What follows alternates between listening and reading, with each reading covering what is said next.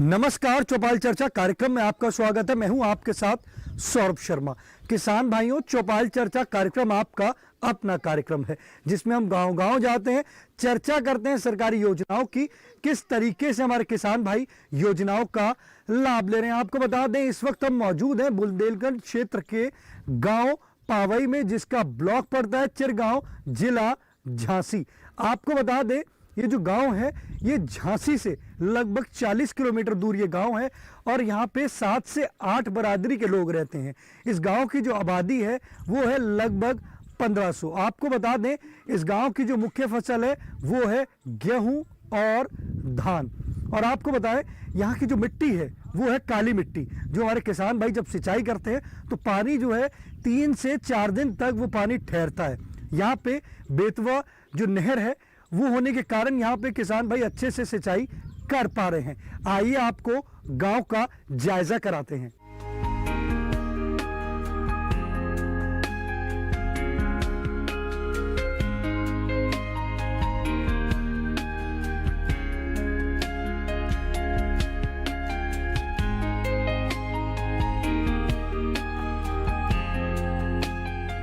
जोरदार तालियों के साथ कार्यक्रम की शुरुआत करते हैं। इस वक्त हम मौजूद हैं गांव पावई में, जिसका ब्लॉक पड़ता है चिरगांव, जिला झांसी। आपको बता दें, आज हम बात करेंगे प्रधानमंत्री कृषि सिंचाई योजना के बारे में।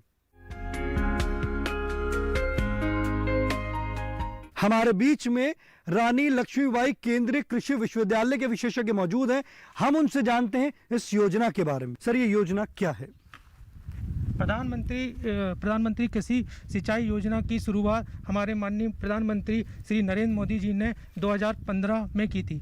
इस योजना का मुख्य उद्देश्य यह था कि प्रत्येक किसान के खेत तक पानी की बूंद बूंद को पहुंचाना और उस पानी की बूंद का उपयोग करके अच्छा फसल उत्पादन लेना और फसलों के उत्पादन की क्वालिटी को बढ़ाना।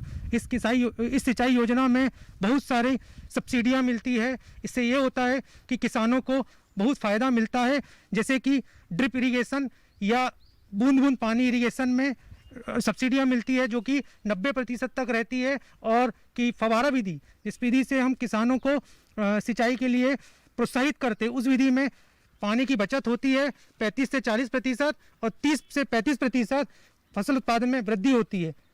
देखिए, कितनी अच्छी जानकारी दी हमारे विशेषज्ञ ने बताया आपको प्रधानमंत्री कृषि सिंचाई योजना के बारे में। हमारे बीच में किसान भाई मौजूद हैं, हम उनसे जानते हैं कृषि सिंचाई योजना के बारे में। जी, आप बताएं, आपने सिंचाई के यंत्र लिए हैं? हाँ, लिए हैं, काफ़ी दिन पहले से रखे हैं। तो बताइए, कौन सा यंत्र लिया था आपने? जी, स्प्रिंकलर है, पाइप द्वारा जी, अपना 2.5-3 इंची है, वही चल रहा है यहाँ पे। कौन सी फसल के लिए आपने लिया है? जी, अधिकांश मटर के लिए है। मटर में ज़्यादा लाभ है, चना में भी है। क्या है, यहाँ की मिट्टी ऐसी है कि जो कि अगर खुला पानी देते हैं ना तो उससे वो फसल ख़राब हो जाती है। तो उसके लिए हमको स्प्रिंकलर का ही सिस्टम बनाना पड़ता है। उसी से काफ़ी लाभ है, पानी की भी बचत है, समय भी कम लगता है। स्प्रिंकलर विधि जब आपने इसको इस्तेमाल किया स्प्रिंकलर को, तो उसमें आपकी जो उपजाऊ है, पैदावार है, वो बढ़ी? हाँ, पैदावार तो बढ़ती है। अगर छुट्टा पानी देते हैं ना तो उससे तो फसल नष्ट हो जाती है, पैदावार आधी घट जाती है। तो इससे क्या है कि पानी भी कम लगता है, पैदावार भी अच्छी मिलती है। तो आपने जैसे बताया कि आपने जो फसल ले रहे हैं, चने की फसल ले रहे हैं आप, जी, तो उसको आप किस प्रकार से लेते हैं? जैविक रूप में ले रहे हैं या रसायन डाल रहे हैं? रसायन पे है, जैविक से पहले किया है, लेकिन उतनी यील्ड नहीं मिलती उसकी। अगर आपकी यील्ड मिल जाएगी उतनी तो आप जैविक खेती करेंगे? तो बराबर करेंगे, बिल्कुल करेंगे। आप बैठ सकते हैं। देखिए, हमारे किसान भाई कह रहे हैं कि अगर उसकी पैदावार अगर उनको अच्छी मिल जाएगी तो वो जैविक खेती करेंगे। हमारे बीच में विशेषज्ञ मौजूद हैं, आइए जानते हैं। जी, आप बताएं, जैसे हमारे किसान भाई कह रहे हैं कि जैविक, अभी उन्होंने बताया कि उनको मंडी में लेके जाते हैं तो उचित दाम नहीं मिलते हैं, तो उसके लिए उनको क्या करना पड़ेगा? उनको ये करना पड़ेगा कि उनको कन्वर्ट होना पड़ेगा जैविक खेती की तरफ। जैविक खेती की तरफ अगर वो मूव होते हैं तो इससे ये होगा कि जो गवर्नमेंट की कुछ योजनाएं चलती हैं जिसमें भारत सरकार रहती है, तो 3 साल तक जैविक खेती में ये होता है कि बिना किसी भी फर्टिलाइज़र का यूज़ किए या किसी भी केमिकल का या किसी भी रसायन का यूज़ किए इन्हें 3 साल तक लगातार खेती करना है। जैसे उन्होंने कहा कि उन्होंने जैविक खेती शुरुआत करी, बट उसकी पैदावार उनको नहीं मिली, तो उनको पैदावार किस तरीके से बरकरार रहे उसके लिए उनको क्या करना रहे? पैदावार के लिए उनको जैविक खेती की तरफ जाना पड़ेगा। जैविक खेती बरकरार रखने के लिए 3 साल तक जैसे कंटिन्यू करेंगे वो, तो उसके बाद एक एजेंसी होगी जो भारत सरकार द्वारा, वो एजेंसी इनको एक सर्टिफिकेट देगी। तो ये जैसे सर्टिफिकेट देगी 4थे साल, तो ये होगा कि जो माल वो बेचेंगे ले जाके, तो उसकी क्वालिटी अच्छी रहेगी और वो मनुष्य के लिए वो अच्छा होगा और किसान को उसके उचित दाम मिलेगा, जिससे वो अपनी इनकम बढ़ा सकता है। देखिए हमारे किसान भाई कह रहे हैं कि आपको 3 से 4 साल तक जब आप जैविक खेती करेंगे, तो जब आप उसको समय लगेगा उसको जैविक खेती करें, तो आपकी पैदावार आहिस्ता आहिस्ता बढ़ती भी रहेगी। साथ ही साथ उसका एक सर्टिफिकेशन बन जाएगा। जब आप सर्टिफिकेट बना लेंगे तो आपको ये होगा कि आपका जो खेत है जो वो जैविक है, तो उससे आपको दाम भी उचित प्राप्त होंगे। हमारे बीच में और भी किसान भाई मौजूद हैं, आइए जानते हैं। जी आप बताएं। आज हम बात कर रहे हैं प्रधानमंत्री कृषि सिंचाई योजना की। आप कौन सी फसल लेते हैं? मैं ये मटर और चना और गेहूँ, ये 3 फसलें इस रबी में लेता हूँ। उसमें खरीफ में धान ही यहाँ मुख्य फसल है, तो वो धान लेता हूँ। तो आपने सिंचाई के यंत्र लिए हैं? हाँ, स्प्रिंकलर तो हमने वो करीब 10 साल से यूज कर रहे हैं उसको। स्प्रिंकलर के फायदे क्या हैं? स्प्रिंकलर के फ़ायदे ये हैं कि इसमें सिंचाई में पानी का व्यय कम होता है और फसल में उसका लाभ ज़्यादा होता है। तो पानी भी खेत में कम लगता है और पैदावार उसकी ज़्यादा होती है। तो ये सिंचाई एक किसानों के लिए फ़ायदे की चीज़ है। देखिए कितनी अच्छी जानकारी दी। उन्होंने बताया कि उन्होंने स्प्रिंकलर सेट लगाया है, और ये जो उन्होंने स्प्रिंकलर सेट लगाया है, उन्होंने बताया किसानों के लिए फ़ायदे की चीज़ है। चौपाल चर्चा कार्यक्रम में वक्त हो चुका है एक छोटे से ब्रेक का। ब्रेक के बाद जानेंगे प्रधानमंत्री कृषि सिंचाई योजना से और भी लाभ। अरे सुन तो। मुझे क्या सुनाना चाहते हो? जो सुनाओ मेरी सौतन को। किसको? अरे वही तुम्हारा मोबाइल फोन, जिससे सुबह शाम दिन रात चिपके रहते थे और कहते थे किसान कॉल सेंटर से बातें हो रही हैं। अच्छा ये बात है। हाँ क्यों, क्या हुआ? अब बात नहीं होती क्या? अब तो झट से बात हो जाती है। ऐसा क्या? हाँ, अब तो ज्यादा लाइनें और खास तकनीक के कारण खेती के माहिरों से तुरंत बात हो जाती है। और अगर कभी लाइन व्यस्त हो तो अपनी समस्या फोन पर रिकॉर्ड करा दो, वहाँ से फोन आ जाता है और समस्या की हल का मैसेज भी आ जाता है। ये देखो आ गया। अरे वाह, इसका मतलब इंतजार की घड़ी अब खत्म। हाँ। तभी मैं सोचूं कि आजकल मुझ पर इतना प्यार क्यों आ रहा है। कृषि संबंधी समस्याओं का अपनी भाषा में तुरंत हल पाने के लिए पूरे भारत में किसी भी फोन से हेल्पलाइन नंबर पर संपर्क करें। किसानों का दोस्त किसान कॉल सेंटर। ब्रेक के बाद आपका स्वागत है कार्यक्रम चौपाल चर्चा में। आज हम बात कर रहे हैं प्रधानमंत्री कृषि सिंचाई योजना के बारे में। हमारे बीच में किसान भाई मौजूद हैं, आइए जानते हैं। जी आप बताएं, आपने इस योजना से लाभ लिया है? हाँ जी, लगाया है। बताइए कौन सा यंत्र लगाया आपने? जो स्प्रिंकलर सिंचाई करी है और अच्छी फसल हुई उससे। चना है, मटर है और बढ़िया है, फसल अच्छी है। हमारे बीच में वैज्ञानिक मौजूद हैं, सवाल करना चाहते हैं? हाँ, वो गेहूं में जो खरपतवार होती है उसके लिए दवा चाहिए। आप बैठ सकते हैं। देखिए हमारे किसान भाई का हमारे विशेषज्ञ से सवाल है, गेहूं में खरपतवार हो रही है, उसको किस तरीके से निदान कर सकते हैं? गेहूं में खरपतवार की जब हम बात करते हैं तो गेहूं में 2-3 तरह के खरपतवार आते हैं, एक चौड़ी पत्ती वाले और सकरी पत्ती वाले। तो किसान भाई हमारे जब खेत में गेहूं की बोनी करते हैं उसी समय से खरपतवार का नियंत्रण बहुत ज़रूरी है।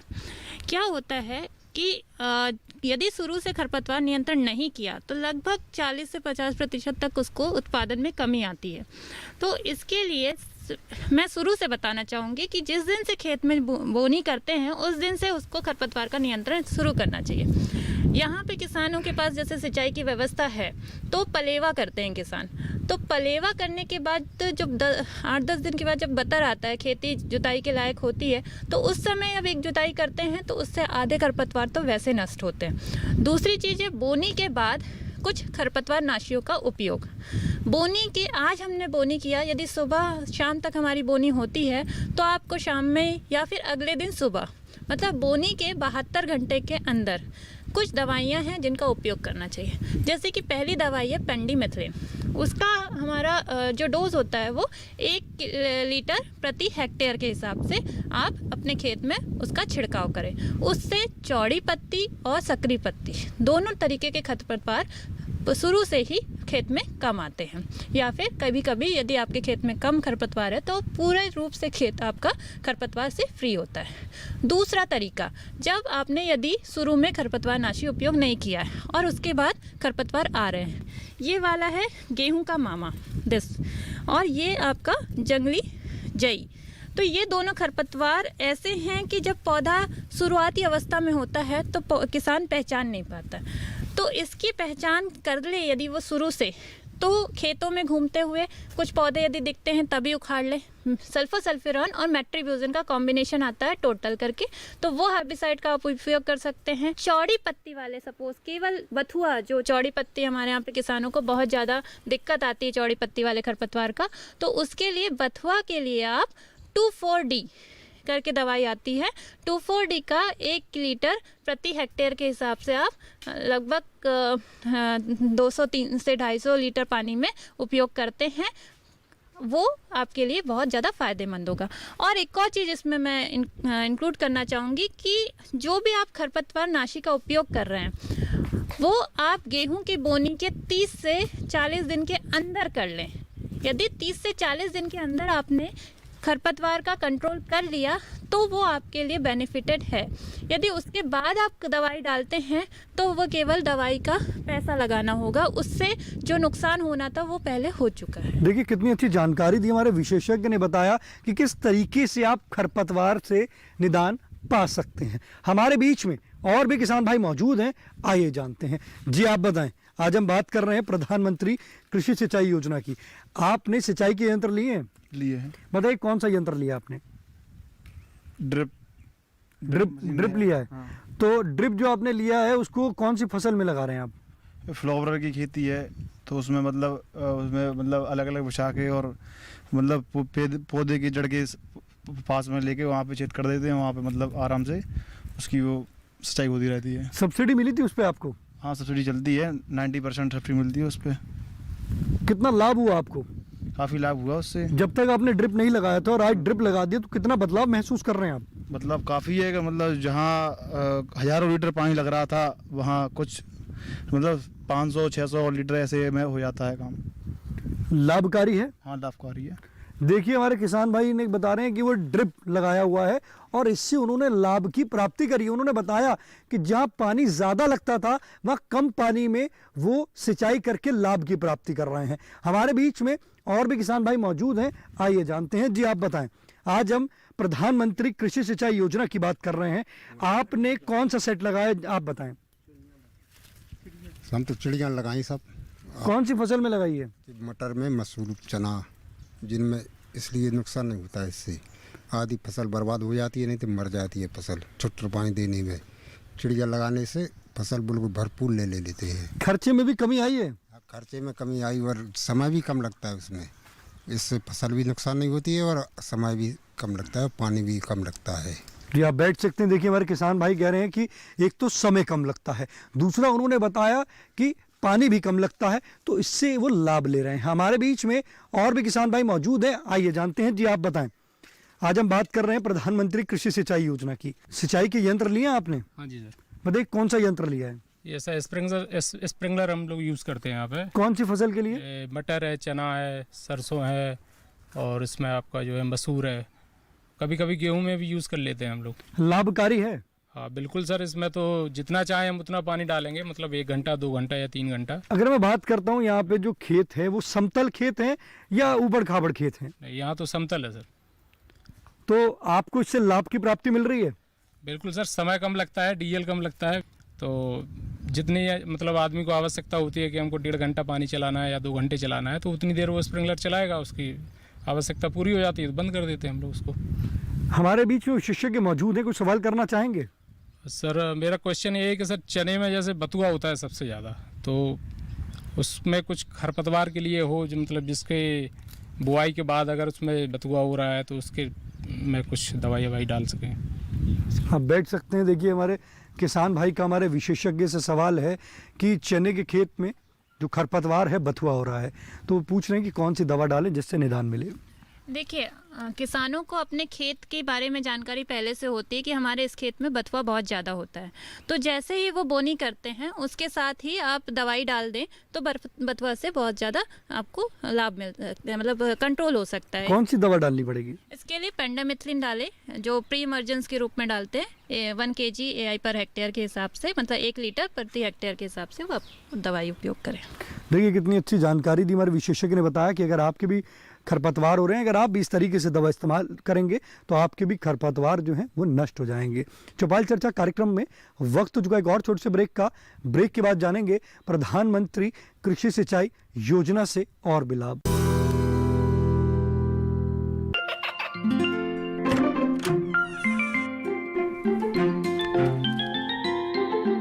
ये क्या हो रहा है? काशवी, इतने कम मार्क्स?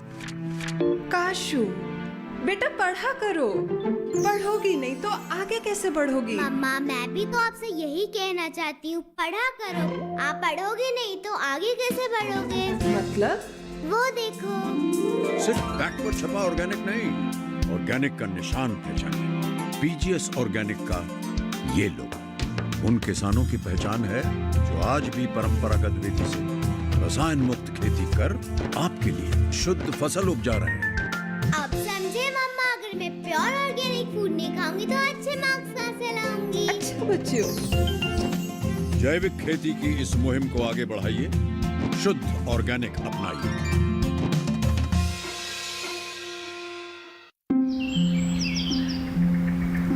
अरे अरे अरे क्या कर रहा है? इधर इधर इधर, हम बोल रहे हैं तेरे बीजू का।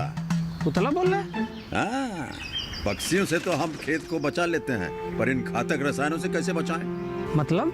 देख बेटा, तू जो ये अंधाधुंध रसायन मिलाता है ना, मिट्टी की सेहत बिगड़ने लगी है, और जब माटी ही कमजोर पड़ जाएगी तो उपज कैसे सेहतमंद होगी? हाँ? अरे पहले ऐसा नहीं था, पूछना अपने बड़े बुजुर्गों से, कैसे फसल लहलहाती थी, शुद्धता झलकती थी। हाँ, माटी भी तंदुरुस्त और लोग भी। अब पहली वाली बात कहाँ? पर अब तो सब यही डाले हैं। सब नहीं, आज भी लाखों जागरूक किसान परंपरागत विधि से फसल उगा रहे हैं, खर्चा कम और उपज की कीमत भी बेहतर पा रहे हैं। ठीक है भाई, मैं भी आज से जैविक खेती शुरू करूंगा। माटी से प्रेम की परंपरा है, परंपरागत खेती। ब्रेक के बाद आपका स्वागत है कार्यक्रम चौपाल चर्चा में। हमारे बीच में किसान भाई मौजूद हैं, हम उनसे जानते हैं प्रधानमंत्री कृषि सिंचाई योजना के बारे में। जी आप बताएं, आपने इस योजना से लाभ लिया है? जी हाँ, लिया है। बताइए, आपने कौन सा यंत्र लगाया है? हमने चना लगाया। तो उसमें आपने जो लगाया है, स्प्रिंकलर लगाया है, तो आपको उससे क्या लाभ मिल रहा है? लाभ मिलता है। क्या लाभ मिल रहा है? पानी कम लगता है। हमारे बीच में और भी किसान भाई मौजूद हैं, आइए जानते हैं। जी आप बताएं, प्रधानमंत्री कृषि सिंचाई योजना की बात कर रहे हैं, आपने कौन सा यंत्र लिया है? सर ये स्प्रिंकलर ही लगाए हैं हम लोगों ने, और इसमें क्या है, कभी कभी धान के बाद गेहूं जो करते हैं हम, तो गेहूं में क्या है कि थोड़ा लेट होते हैं, तो जल्दी करने के लिए उसको हम सूखी मिट्टी में, सूखे खेत में बोते हैं। बोने के बाद तुरंत उसको स्प्रिंकलर करते हैं, तो उसको कम टाइम में थोड़ा पानी देते हैं। थोड़े थोड़े पानी से उसका जर्मिनेशन जो होता है वो अच्छा रहता है, 90% से भी अच्छा आ जाएगा। और वैसे खुले पानी देते हैं उसमें भी दिक्कत आती है, उसमें फिर वो जर्मिनेशन नहीं हो पाता है।